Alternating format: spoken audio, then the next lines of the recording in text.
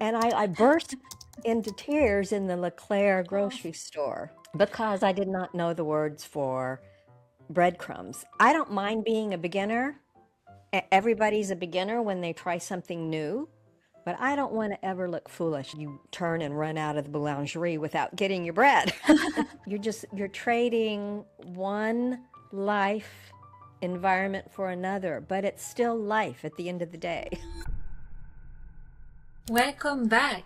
In this second part of the interview, we go beneath the surface of moving abroad or moving to France. We talk about loneliness, culture shock, learning French, becoming a beginner again, and why the biggest challenge isn't always moving to a new country. It's navigating the changes inside ourselves. Je ne vous en dis pas plus. I won't tell you more, and let's dive in. I'd like to rewind a little bit because there was a moment that I find a bit striking in one of the videos. You mentioned the breadcrumbs episode. La chapelure. La chapelure. Can you tell us a little bit about this episode and what happened exactly at that moment? Yeah. Well, you had mentioned the honeymoon, and then kind of the dip in reality starts to kick in, where, the French and, trying to learn French, and everybody thinks it's cute because your accent and you don't speak well. Well, when you're, that gets challenging after a while. It's not new anymore, and you need to find things and live your life. And it's hard, it's hard. Things are not convenient for you when you're here. And the quaintness gets to be frustrating at times. And the situation that you're mentioning was, it's not always Instagram. It's rarely Instagram perfect. Well, I will tell you that, but it is not always fun and easy. And one of the stories that I tell, just one of them that I'm willing to admit, is at the grocery store trying to find breadcrumbs. And I'm thinking, le pain, and I was like doing this and, trying to get Google Translate, and I didn't have reception in the store, and they're frustrated with me, and le pain, and I burst into tears in the Leclerc grocery store because I did not know the words for breadcrumbs. And as you mentioned, chapelure. Oui. La chapelure, exactement. Chapelure. Bread is pain. Like chapelure. Like why? Like why? And that just, there are situations like that. Yeah. It makes no sense. And yeah, that poor You person. felt, the gap, because I think in English you have a language that's quite logical, where you kind of put words together, combine them, and maybe like in Latin languages it's a bit different. It's like a brand new word and a brand new world actually for things. Literally. And there's so much we can talk about the French language, and the direct translations do not work so many times, and I just don't get it. So anyway, so that was, I've had a couple of challenges like that. It could be a short novel. I can see that. Like, Is Le that Petit Hansel Poussé. and Gretel? I Yes. don't know. Yeah, we call it Hansel Le and Petit Poussé. Yeah, where the kid puts the breadcrumbs to find their Yeah. way. It's actually quite symbolic, I think. That is one of the things Americans are really good. It's the storytelling. I'm always very inspired by American. You know how to tell stories. It's like very captivating. So the Oh my breadcrumb God. story is one to keep. And that reminds me of something when I was listening to you in your YouTube video. I was like, wow, this is also something that I see with my students, because I teach mostly 50 plus learners. And what I observe is that it is very hard, because I work with people who are highly intelligent, they had a career, they were expert in their field. When they decided to move to France, they took this topic very passionately and they made so many research. And yet they come and they have the culture shock, and they have for sure thousands of breadcrumb chapelure story like yours. And what is hard is this moment where a simple exchange à la boulangerie, a simple exchange at the marché when they have to pay become a mountain and become really hard, and they feel like they want to speak and they freeze, they can't. And it is because, and you mentioned it also in your video, because it is hard to become un débutant, to become a beginner again. Once you had, because with the identity, when we grow, when we age, we become more and more knowledgeable, wise, expert, and suddenly you decide to do something crazy, you move to France, and you become this complete beginner that speaks like a kid. Would you like to say a word about it, with this beginner spirit, learning the language with état d'esprit de débutant, beginner? What did that teach you as well, the process of learning and becoming this débutante? Yes, I think, it's probably different for men and women, and I don't want to like jump on the bandwagon about, saying, yeah, but you're a man, yeah, but you're a woman. It's not that. For me, I think about it being a beginner. But then I also think about it as looking foolish. I don't mind being a beginner. Everybody's a beginner when they try something new, but I don't want to ever look foolish. And I think that's kind of the male take on it. Again, that voice in my head, saying, you look like an idiot. You look like you don't, you look like you're an imbecile. You look like you're foolish. You're dumb, that you're sounding like a child, was different than you're a beginner. They understand that. Yeah. Say bonjour and merci and give it your best shot. And that is just. Did you manage to reduce the intensity of this voice after 2 years? Yes. And you learn to see, now we're really getting into the guts of it. You learn to, the voice doesn't come first. By the time the voice hears, you get this physical fire or this like gut wrenching. That comes first. That always comes first. And typically what will happen before you start practicing with all of this, typically what will happen is that fires up and you go unconscious. You react. That feels uncomfortable and you try to make that go away. And typically it's like you turn and run out of the boulangerie without getting your bread, right? Is what happens, because it's like, quick, you're in threatening mode, you're in fight or flight. And what has helped me is to recognize when that sensation starts, and then you think, okay, what's going on? And you get this pause. You start to be able to recognize what's happening. And then you get used to similar situations. Okay. I'm learning.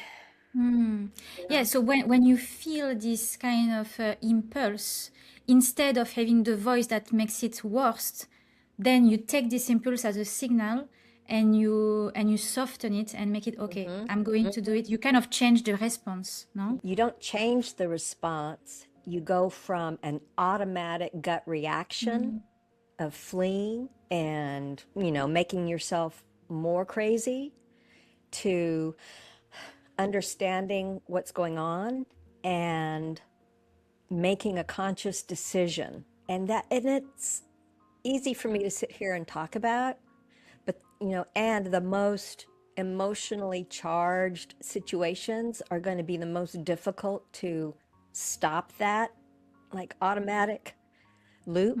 So when we practice, it takes a long time. I'm still working on a lot of them, and I talk about some of those things in the articles that I write, because this is learned patterns from decades, a lot of it, things we learned when we were like in the crib. Events, it starts, these our operating systems of what we have to do in order to feel safe, in order to not feel like we're being abandoned or all that stuff.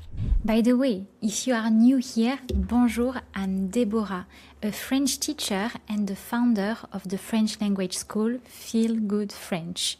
If you'd like more resources on French language, culture, and life in France, simply scan the QR code on the screen. You'll find my website, blog, newsletter, and plenty of free content. And if you are enjoying this conversation, don't forget to like the video and subscribe to the channel in order to follow more interviews to come. And that will make my day. Merci beaucoup, and let's go back to the interview.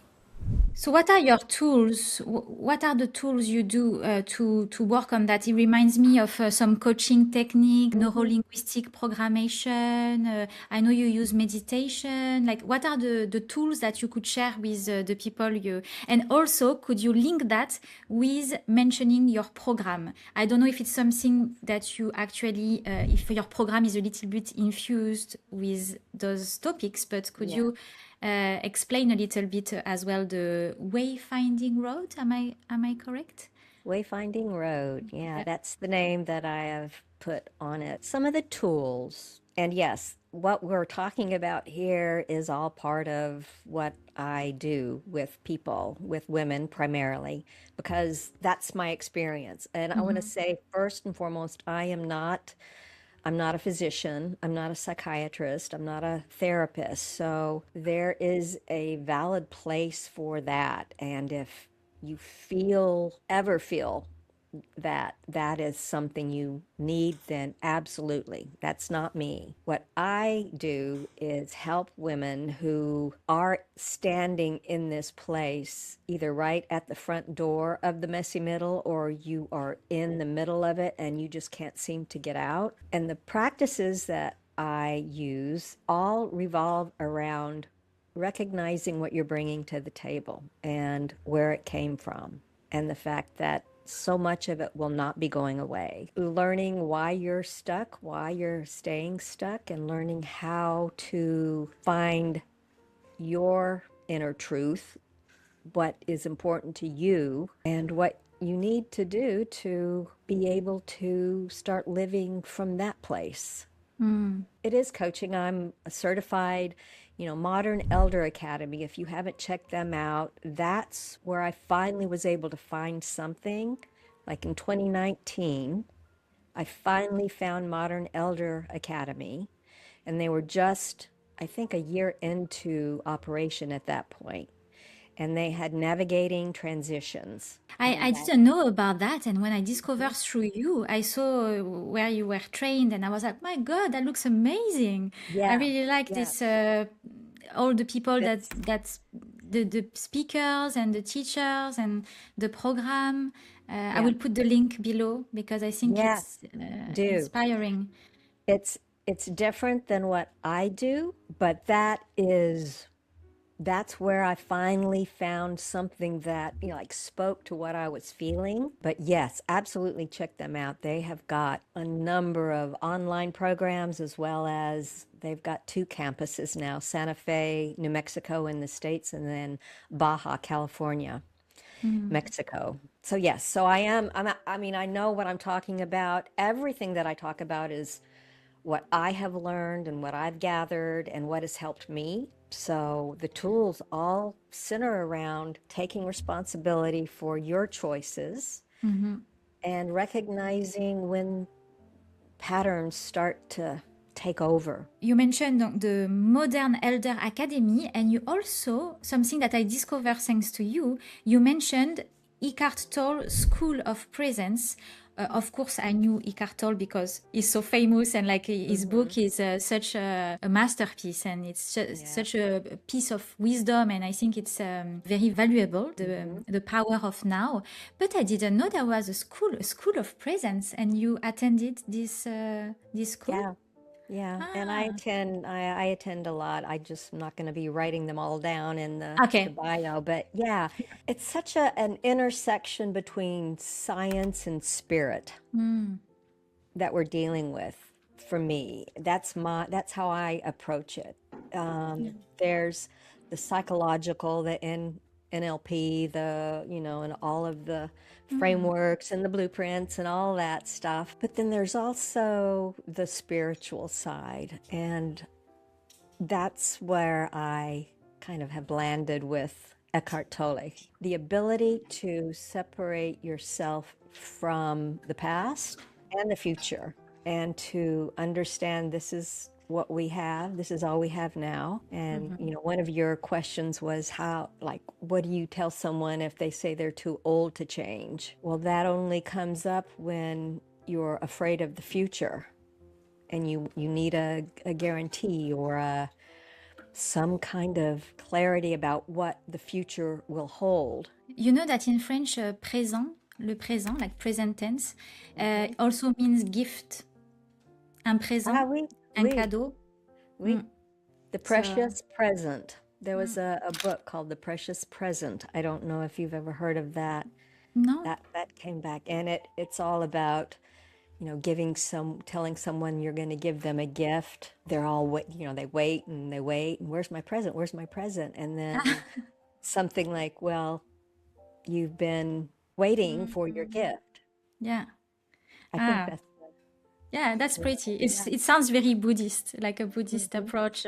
My granddad was from Vietnam, an Asian, and I learned a lot just by observing him, because I think it's a kind of an Asian feature, because I lived in China and I could observe that people sit on a bench and look, and like my granddad, he used to just go in his garden and stare his roses, and for I don't know how long, and I was like, what is he doing? And he was the only adult, through my kid perspective, that shared the time frame of a kid. He was playing with me 100%. He was truly present.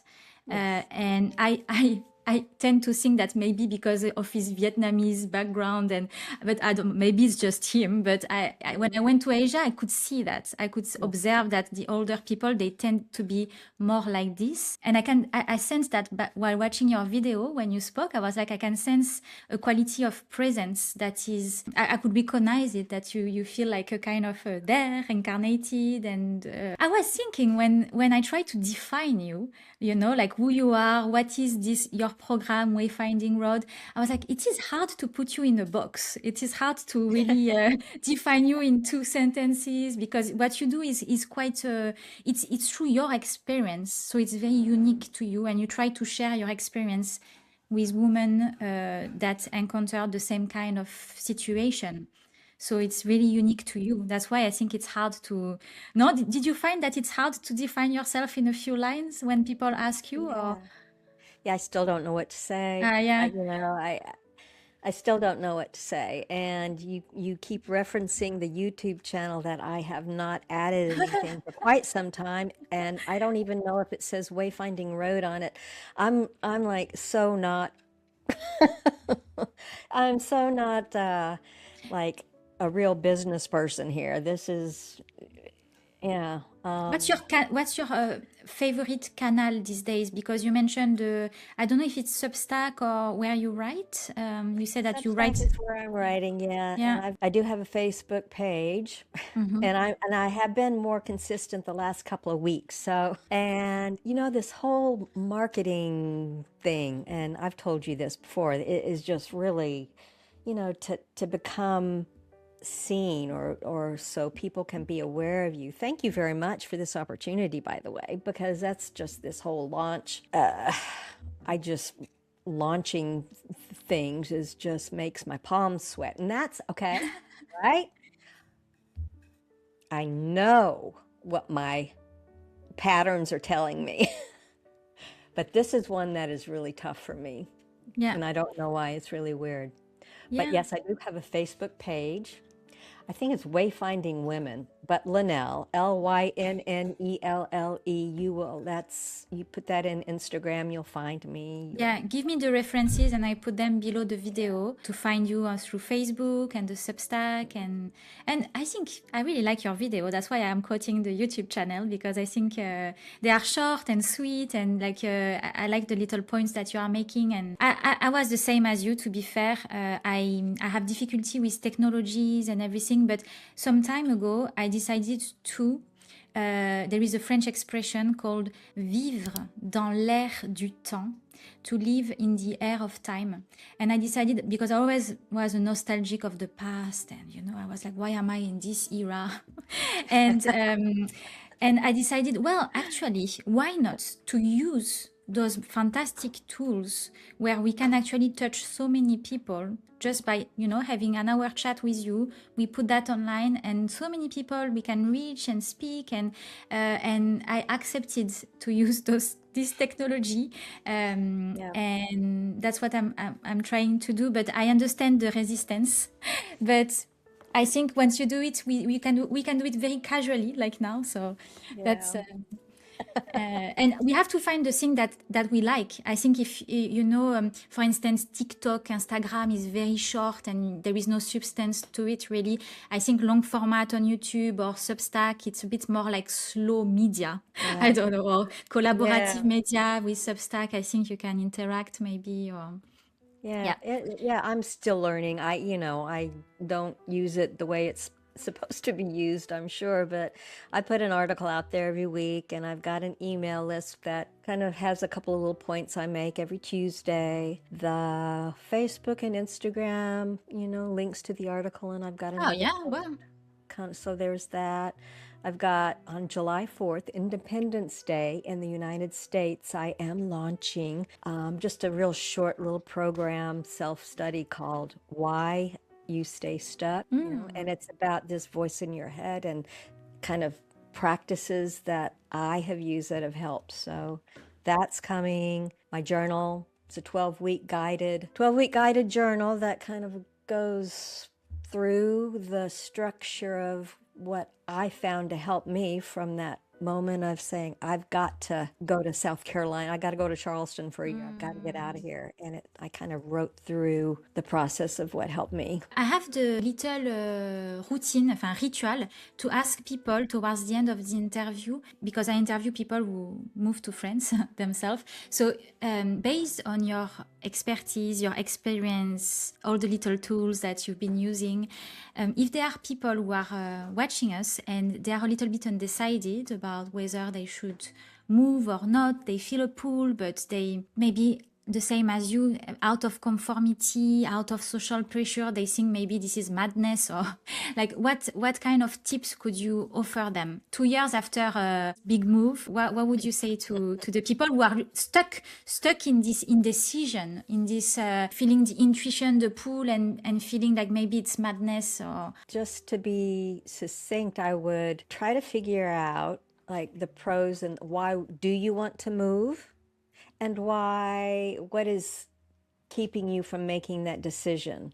Like what is holding you back from saying yes? And look at both of those and see where your values land on both sides of the equation. And I mean by that, like, what are your values?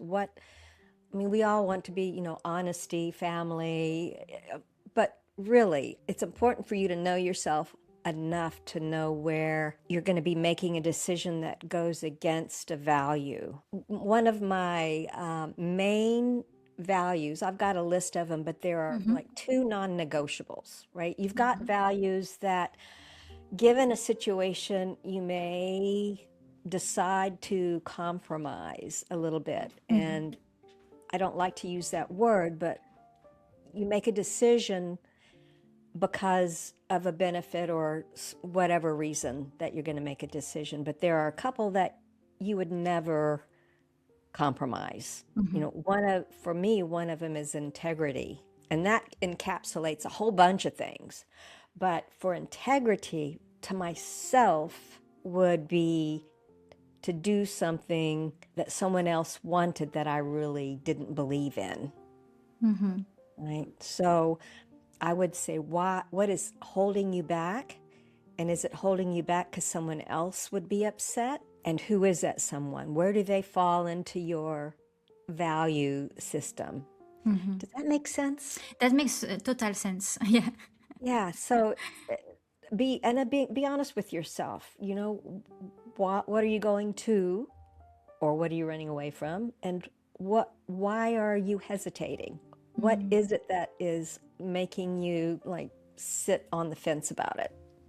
Yeah, go a layer beneath, no? Like, because sometimes maybe we take excuses. Oh, I don't know how to move the dog, or I don't know. Maybe we take those, you know. Yeah. Or, oh, my grandkids or my daughter or, my parents need me. These are all extremely valuable, real discussions, and I'm not minimizing any of them. Be honest about what is the ramification of making that decision. What is your second non-negotiable value, la valeur? Integrity, and And this might not make sense to anybody, but creativity. no. Looking at something, and just because it can't be done the way you normally think about it a different way. For me, there's always a way. You may not like the cost of what that way is, but at least be aware of what the cost is. Right? And that kind of goes back to what we've just discussed about what is keeping you on the fence. Maybe it's your parents live here and you don't want to move. Well, you can move, but what's the real cost of that? Can you never come back and visit them? Are they in good health? Are they in poor health? Do you have siblings around them that can help? The creativity is really just kind of looking at all the different possibilities. Keeping things flexible and yeah, I like it. As you spoke, I couldn't help because it's some form of guidance you are giving, and I couldn't help to look at the Wayfinding rod. I don't know if it's your logo, but it reminded me of some sort of compass. It's behind you. Could you tell us a little bit about that? It's called the Vegvisir. It is, I don't know, from early Nordic times, and it was a compass of sort for seafarers, and it was to help them find their way in a storm or rough seas where they could not see their way. They could not see at sea. Talk about language difficulties, right? But where they could not see their way through, but to trust that their inner knowing would help them arrive. Wow. Without having a map or actually see the end point. And that's why I've picked it, the Vegvisir. It's taken me a while to learn how to pronounce that as well. It's kind of a Viking thing. It is. It's Nordic. Yeah. Nice. Oh, I really like it. Well, thank you so much for sharing that. And also, a little tradition in my interview is, do you have any French expressions or French word, anything that you cherish and that you make you smile? Oh, there's a couple, but I'll keep it nice and clean. Bah oui, bah oui. It took me a while to realize that that's just like, oh yeah, of course, bah oui. It doesn't sound the most attractive sound on the bain. It's very nasal. No, Bain, oui. bah oui. No, that one just tickles me. It's yeah, and it's kind of a joke around some of my friends and they'll ask a question and I'll just go, bah oui, and everybody will laugh. So, but I like that. But yeah, no, not really. I'm still learning the language and struggling through passé composé and whatever the other one is. Can't even name them, but yeah. Imparfait, passé, Imparfait. composé are the two biggest ones for the Yes. past. Yeah. Yeah, I know there's others, but don't confuse me. So, yeah, it's an ongoing project. There is one last thing I wanted to ask you, because you mentioned to me that within your program, it's not necessarily connected with moving to France. It's more connected with those big changes, but the territory could be anywhere. Yep. But it happened for you that you moved to France. But when I was listening to you, I was wondering, because I know that people are going to watch you because they themselves, they are in this messy middle and they decide to move to France. But when I was listening to you, I was wondering, do you think that the component of settling abroad, moving abroad in a brand new country, brand new language, do you think it's it's an added difficulty and it's an added challenge, or do you think it's quite the opposite? It's kind of, it goes well with this messy middle, and it's like a way of, I guess it depends on your core value and like you mentioned, but Yeah. It's interesting because I think in a way, I think yes and no. I think in a way, like when I moved to Charleston for that year, it helped because I was able to get away from a lot of what was keeping me from making the decision, right? So I think once you get into a different environment, you've got the honeymoon, which is great, but you also have less of the day-to-day stuff that makes it so difficult to make a change. Is that would be my answer. yeah. So you But trade, don't you trade, trade. yeah. Yes, you trade. And don't expect to not have that lull, and then when the honeymoon is over and reality kicks in and it's like, oh my gosh, I missed trash day again. It's like it's another week. La poubelle. So it's like, oh my God, chapelure, what was that? Yeah. So Yeah. it's life. You're trading one life environment for another, but it's still life at the end of the day. Right? Yeah, but I think, sorry, at the end of the interview, but I was thinking as well that our environment is quite important. And I noticed, because I've been an expat my whole life, that we tend to channel a little bit with our environment. And for instance, the fact that you picked a small medieval town with a lot of, locals, and, it's full of history, and the pace of life in France is slower. And I think a lot of people want to retire to France because of this rhythm that's different. And maybe that is also a way to plug yourself with another,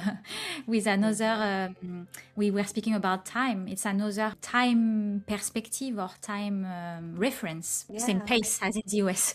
Pace. Right. Yeah. I think that's a very valid reason, one of the reasons to make the move, because it's real. It's very real. And it's another reason why I preferred where I am with the lack of an expat community. Because what I found, the expat communities tend to be in the larger cities, which tend to be not as slow. And a lot of the expats tend to revert to the norm that has always been their lifestyle and the value system and the whole thing. So, be clear on what you're moving to. Well, thank you for sharing this insight, because people are currently, often our listeners are hesitating. Where should I go to? So it's a good insight that you are sharing them to take in consideration. Because there is a temptation of the easiness of bigger city, the expat, but why? Why are you moving, really? Yeah, what is it that you're moving to? And, I go to Paris at least once a month just for the day. Oh, wow. So I get that. It's an hour and a half train ride. I go up in the morning and I come back in the evening, and it's a full day. And I have the senior pass though, so I get a discount on the rail.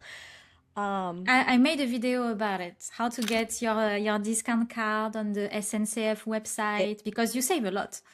You save a lot, especially if you really want to, take advantage of, the Paris and the train system. So Thank you so much, you're Lynnelle. welcome.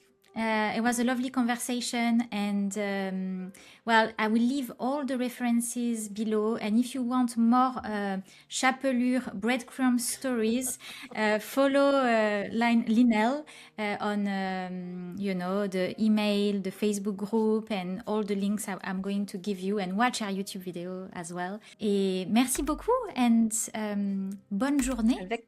Avec plaisir. Merci. À bientôt, Lynnelle. Au revoir. À bientôt. Au revoir.